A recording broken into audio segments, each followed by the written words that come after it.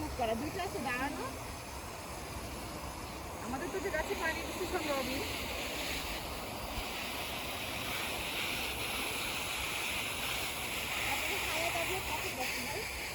ওরা তো ঘুম থেকে ওঠে নাই, এখন জানি না কখন ওদের মর্জি হয়।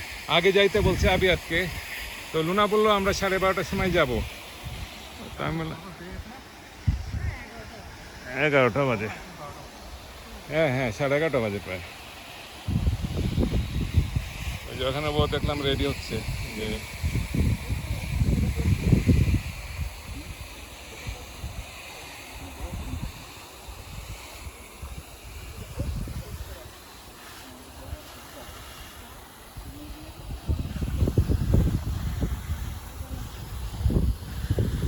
এবার অনেক তো ঘুরলেন, অনেক ঘুরলেন না?